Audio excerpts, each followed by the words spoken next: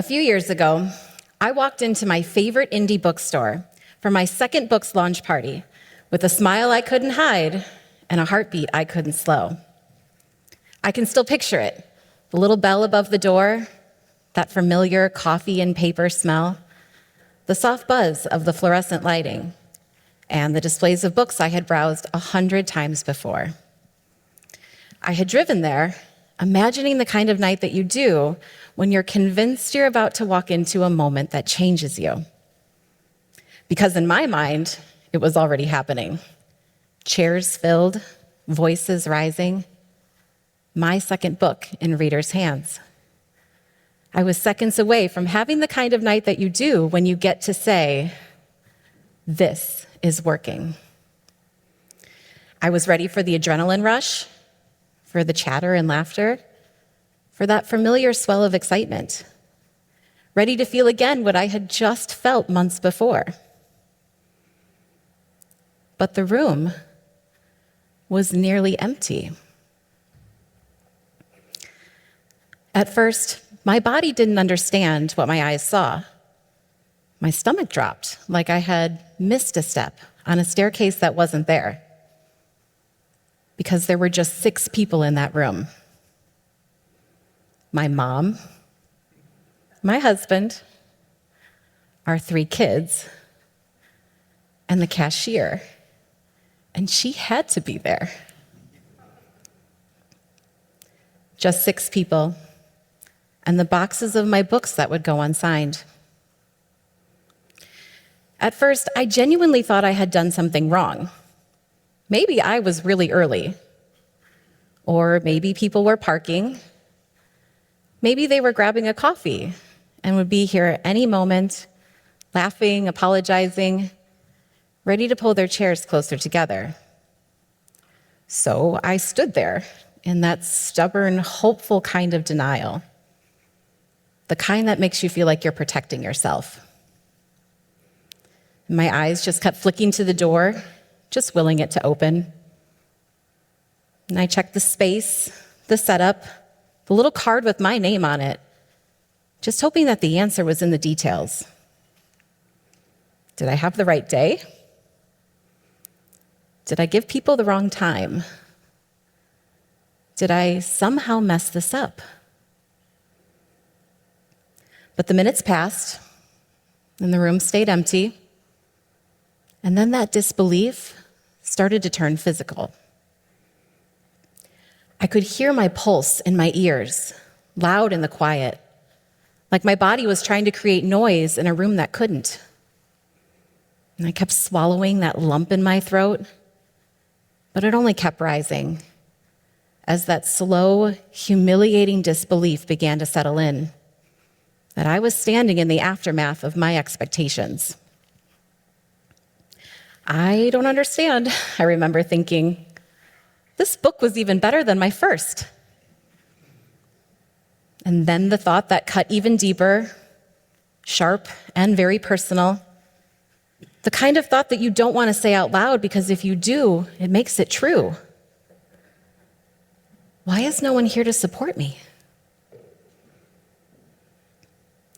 And what made it hurt all that worse was I knew exactly what this moment could have looked like. Because just months before, when I published my first book, that same bookstore was packed. Friends, family, colleagues, even students. People lined the walls with smiles and congratulations and copies for me to sign. There were hugs, photos, applause. It looked exactly like what success was supposed to look like, which was why standing in an empty room now felt like whiplash, like the applause had been replaced with silence, and that silence was trying to rewrite the story of what I was worth. Like it was building an argument in real time that I didn't have the strength to fight. Maybe that first night was a fluke. Maybe I don't get to have this twice. Maybe I was delusional for thinking that I could. It took me a few years to understand what that empty room was trying to teach me. Success doesn't just come with applause. It also comes with what happens after the applause fades. We talk a lot about beginnings, about the rush of starting something new, the offer, the launch, the announcement, the part where possibility feels endless and everyone's excited for you. And we talk a lot about endings too. The milestone, the win, the moment you finally get to say, I made it. But we don't talk enough about what happens after the excitement fades and before the payoff arrives. That space in between is not where most people fail loudly. They don't crash and burn. They just quietly decide, I'm done. And that night in that bookstore, that could have been my moment. Never mind that it was an election night, and there were very real reasons why people weren't there. But at the time, context didn't matter to me. Logic didn't matter to me, because I had dared to believe in myself. And standing there in the quiet, I felt foolish for it. Because when you're standing in an empty room, surrounded by boxes of your own work, it doesn't just feel like a disappointment. It feels like a verdict. Like the world is telling you, see, no one cares. This isn't working. You should stop. And that silence is deafening. Because when no one is clapping, all you can hear is the quiet. Your heartbeat, your breathing, and your mind starts to fill in the gaps. Maybe people came to my first launch because they were just being polite. Maybe they were just too kind to tell me in person that my first book wasn't any good. Maybe I don't have what it takes to make it as a writer. That silence began to represent everything no one was saying. But that wasn't reality. That was just the voice of my fear. And if I had listened to it, if I had interpreted silence as proof instead of projection, none of what came next would have happened. In the writing world, this is where most people quit. Not at rejection number 1, but at rejection number 10. Not when something goes wrong, but when nothing happens at all. And statistically, that's not dramatic, that's predictable. Often cited sources suggest that 80% of Americans say they want to write a book. Only 15% will ever start. And only 3% will finish a draft. That means that out of 1,000 individuals, only 30 to 35 will ever tell their story. And only 6 will go on to publish.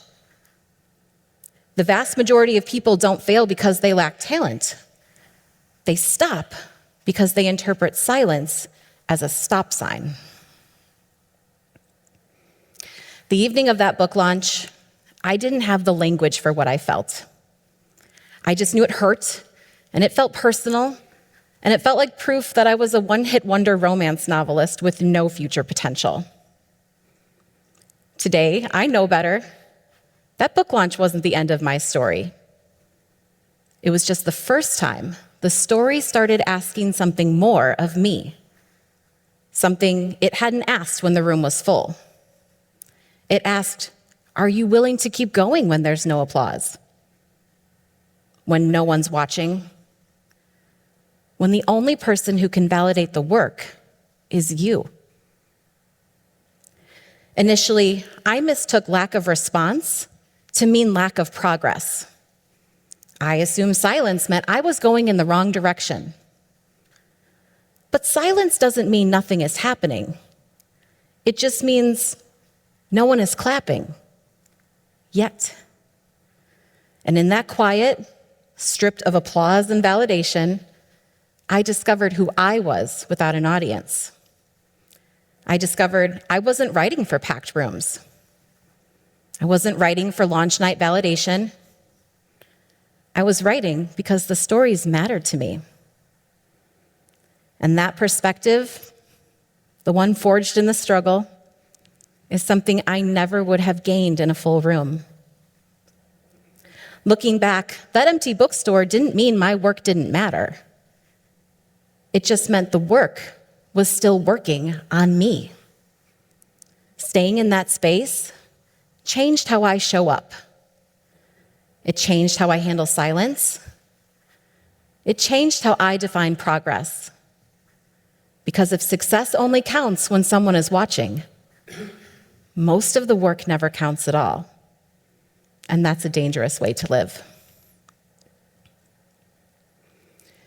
It's been almost 5 years since that night. 5 years since I stood alone in a bookstore and wondered if that was where my story ended.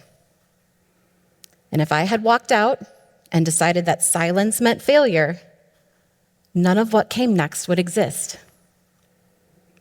I wouldn't have gone on to sign with a literary agent. I wouldn't have published not 1, not 2, not 3, but 6 total books. I wouldn't have built a brand, launched a podcast, or found a community of readers. I wouldn't have met my favorite author. I wouldn't have been invited to speak at writing conferences across the country. And I wouldn't have stood on a TEDx stage and shared my story. Every single one of these things is downstream of one decision: not giving in to the silence. They didn't happen because I avoided the quiet season. They happened because I stayed inside it, draft by draft, rejection by rejection, decision by decision, to keep going when no one seemed to care. When no one knew, I was still trying. The woman who walked into that bookstore that night is not the same person standing here today. And that's the point. We don't become stronger at the finish line when the outcome is guaranteed and the applause is loud. We become stronger in the stretch where effort outpaces feedback, where belief has to come before evidence.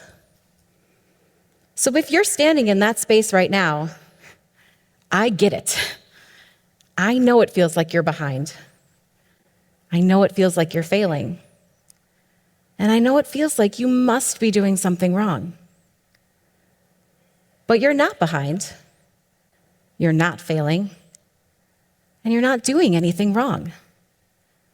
You're simply standing in the part of your story where success stops being shiny and starts being earned. And if you're asking yourself, why isn't this working? Try asking yourself, what is this season trying to teach me? Because some of the most important work we'll ever do happens when no one is watching, and the room is very, very quiet. And one day, maybe months from now, maybe years, you'll look back and realize that silence didn't mean nothing was happening. It meant you were happening. You were becoming the kind of person who didn't need applause to keep going. So if you're standing in an empty room now, surrounded by boxes of your own books, stay in that room. This isn't the end of your story. It's just the part where it finally starts to matter.